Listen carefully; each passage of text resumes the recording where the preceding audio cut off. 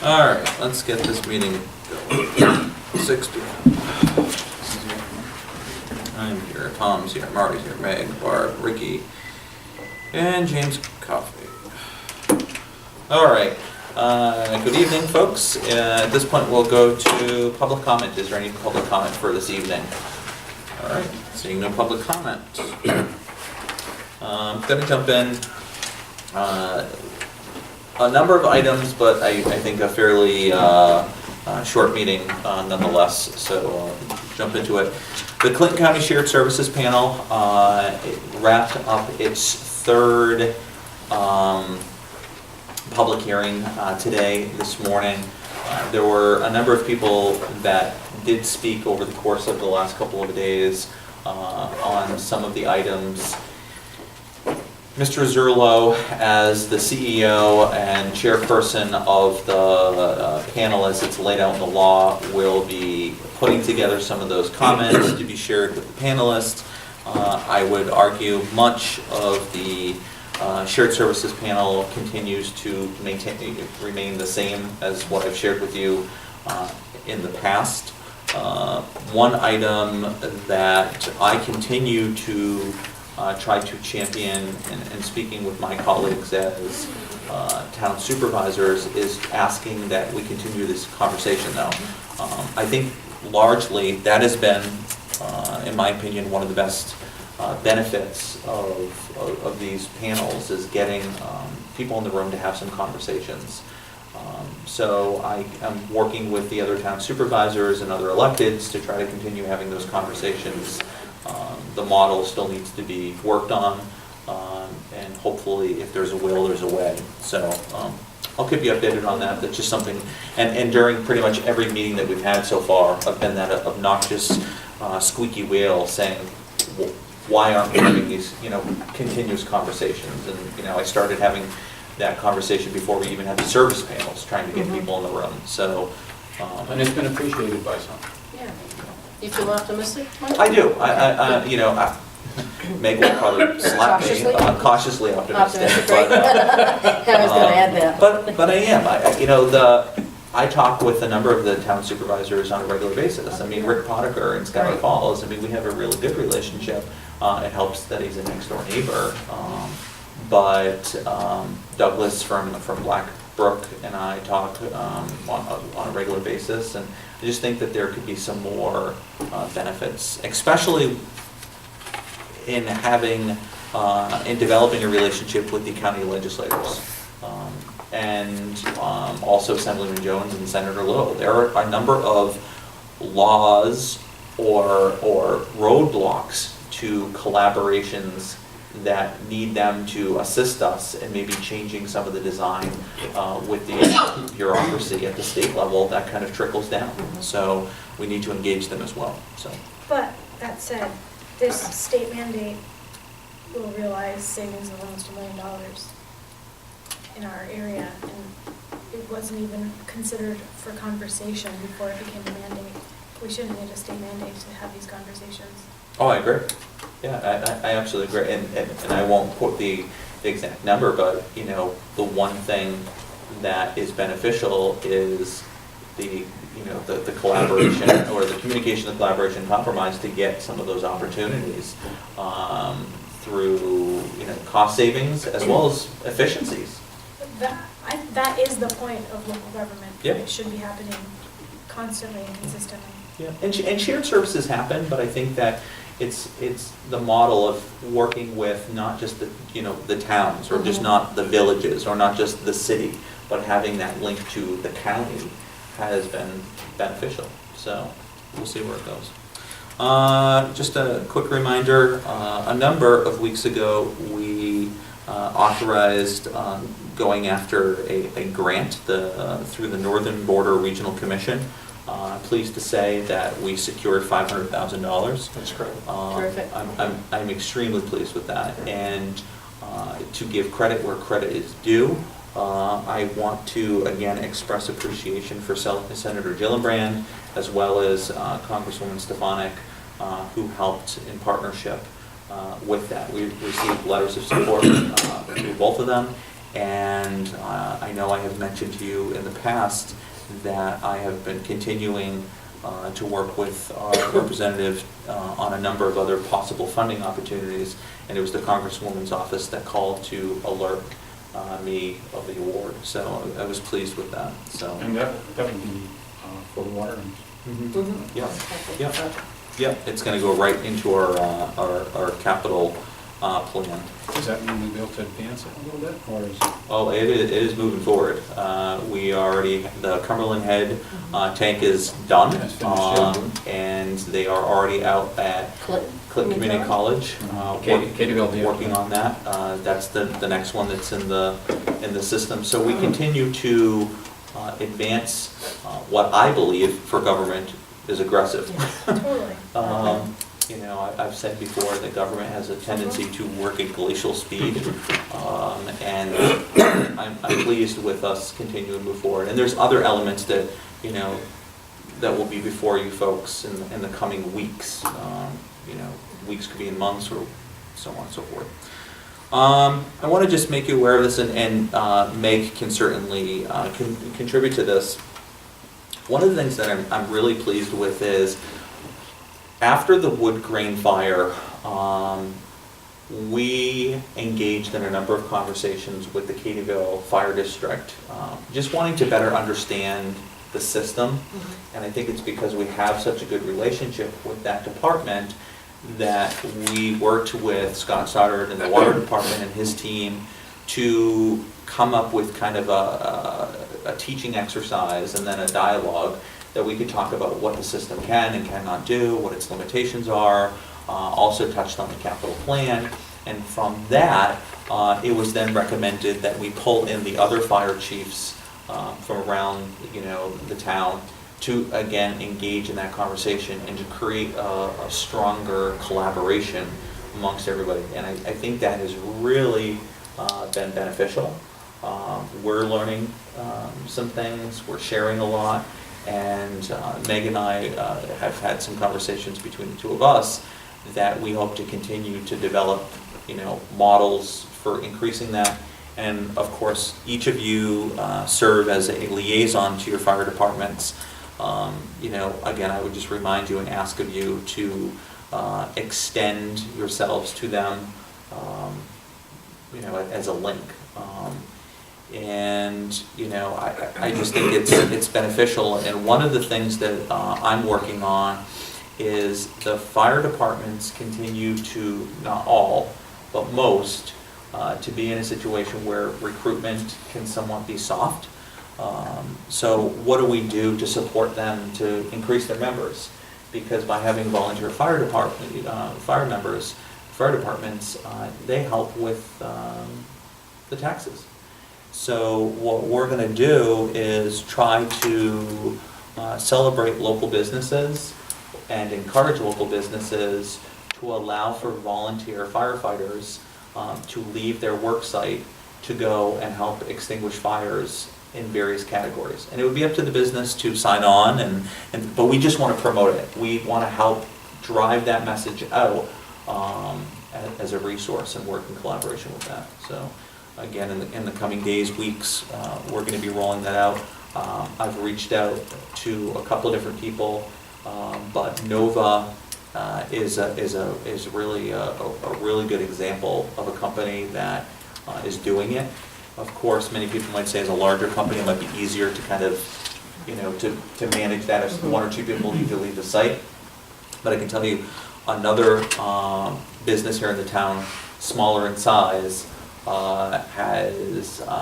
is evaluating it, and I'm pretty confident is going to make a commitment to have the policy. So which is pretty exciting. So for what it's worth. Anything? Good. There was an editorial in today's Press Republican about the value Yeah. of volunteer fire departments, and for us, all of us, to reach out to the districts that we liaise with is really, really smart move on our part, and to let them know that they're appreciated and to understand what they do and help them understand what we do. Mhm. The firefighters that we had here that came to watch or hear Scott's presentation about the water system, these are people that understand Mhm. the language that he uses, and for them to see it and hear him talk about it, they were like, oh, we didn't know that that hydrant doesn't have as much pressure as a hydrant on the trade road, or vice Mhm. versa, and they didn't even know, they just don't know. So the more that we can educate and the more that we can tell each other and talk about it just on the scene and Yeah. off the scene, it's invaluable for us to have those relationships.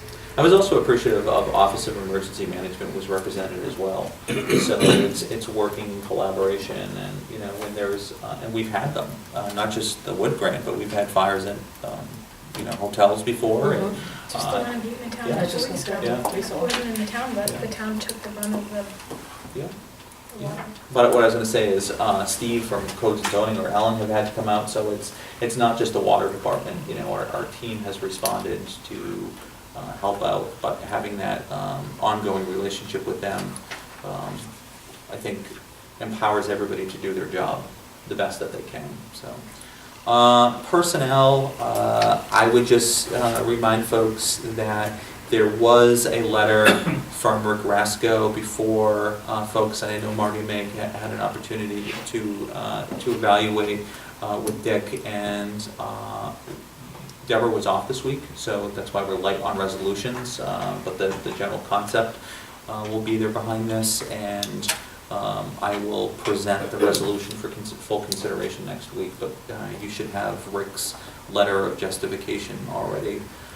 And then, planning report. This is more of a placeholder than anything. We volleyed over to planning for the R2 rezoning, and that will be coming before you soon for the next phase in the multi-steps for that. So just giving you a heads up that that is continuing to move forward and will be coming to you shortly. So, and again, I would encourage anybody, if you have questions, comments, concerns, please reach out to Trevor, but I think that he articulated it very well when he came before the board a number of weeks ago. Meg, I know you weren't able to join us a couple weeks ago. Do you want to capture anything under the dog park? I left it as more of a holdover, so. I don't think so. We Okay. had some, Casella delivered some big boulders and some huge tires that we're gonna use as kind of obstacles and playthings for the dogs.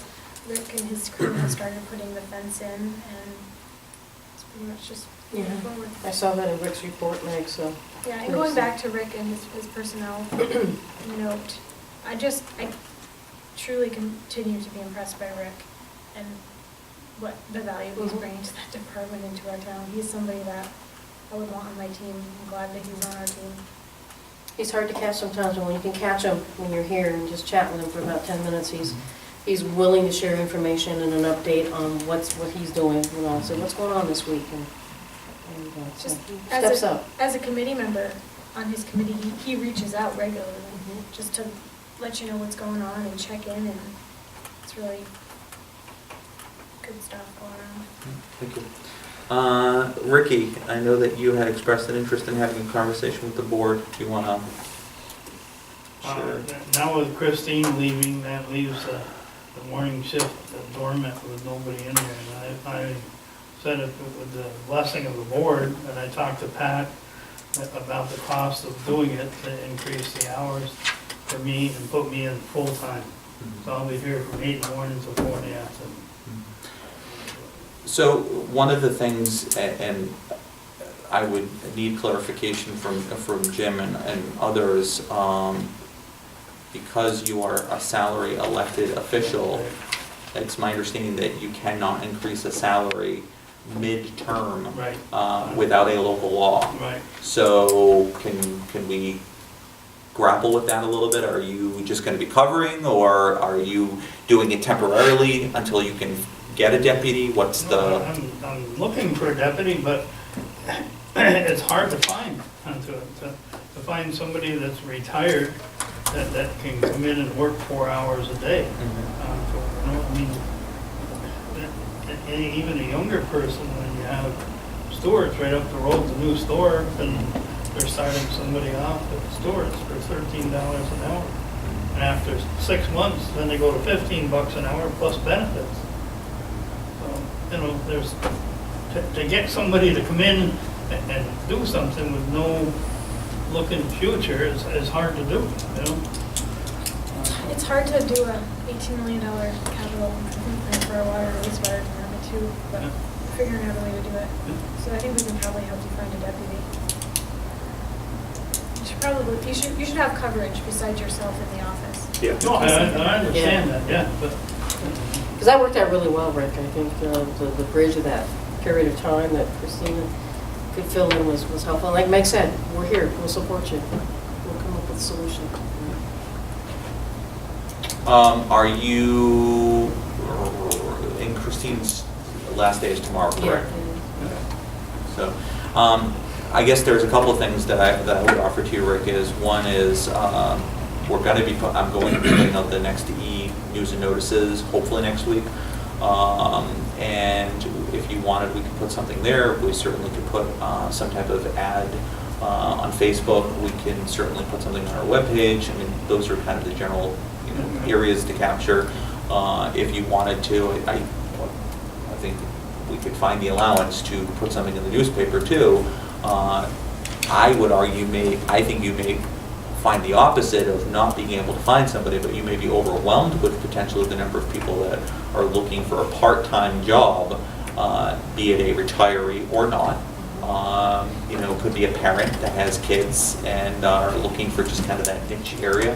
well, the last time before I found Christina, I put an ad in the paper, Yeah. and I ran it for 2 consecutive weeks, Mhm. and I got 6 people.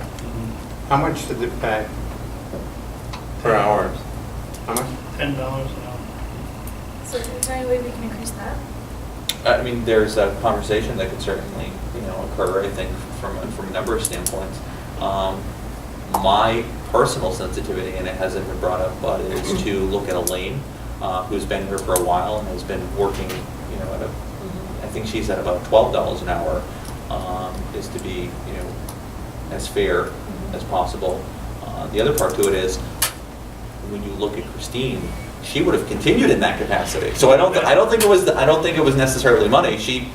No, it Yeah. wasn't money at all. I just Yeah. gave her, it was the perfect thing for both of us, Yeah. She just needed something to do to it. You would think a little bit more money would attract a little bit more.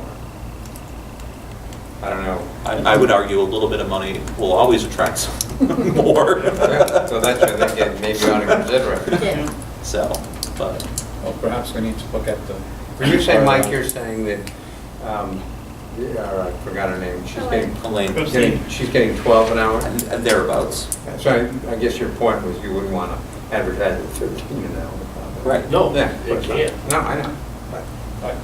But we may need to, through this next cycle, in terms of our budget, look at what we pay our part-time help or seasonal help.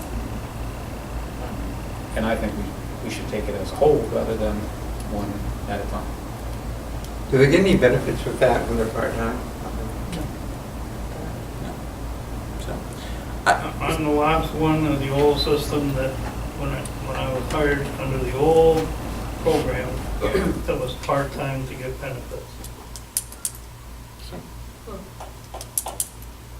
So I guess for now, Rick, if you want to use the services that I mentioned to get some advertising out, let me know Monday, Tuesday next week. We can start putting some stuff out. I think all of us will. I mean, it's going to be up to your discretion, anyways. Yeah, I mean, right. a number of people could apply, and you could say I can't work with them. I certainly get that. We're at the end. We're ending. We're pretty quickly putting a close to this year. But I would hate to see you not have someone, and you and I talked about this, I mean, that not having a backup Yep. puts you in a bad position. I mean, you've needed to take some time off. You've Yep. also, it said in about 13 years or so, you've not had a Never taken vacation. Yep. So, I think having that I deputy is understand. important. From the personnel committee standpoint, Rick, I mean, sole, you're the decision maker, but I'd be willing to help you out if you had to meet with people. It's just an offer, that's all. So, okay. Any other thoughts, opinions? All right, thanks, Rick. Yep. Again, this part should be fairly fast. Minutes, monthly reports, general budget amendment, and like I said, there will be some other stuff coming before you next week once I have a chance to get some of it. One of them anticipated the planning report for adoption, so we can, to move some of that forward. So, and the personnel for Dick. So that is it, my friends. Also, please note 2 additional things. I am not here tomorrow. As much as you love me and want to call me and, Darn. for me to be at your beck and call, I am taking my wife out of town for just the weekend. I will be back, I promise, for her birthday. So, and Next week's meeting? next week's meeting, yeah, that was the other thing. Okay. Next week's meeting is still on, but it's been delayed until 7:30. So please note that, and I posted that with Ricky, Yep. and it's Posted, been, went to the press. and it's been put out to the press. Yep. So, yeah, yeah. 17th to 7, yeah, I had that. All right, so, thank you kindly. That's I it. just forget that, Thank you. but it's down on my Thank you. Good time. It is 6:20.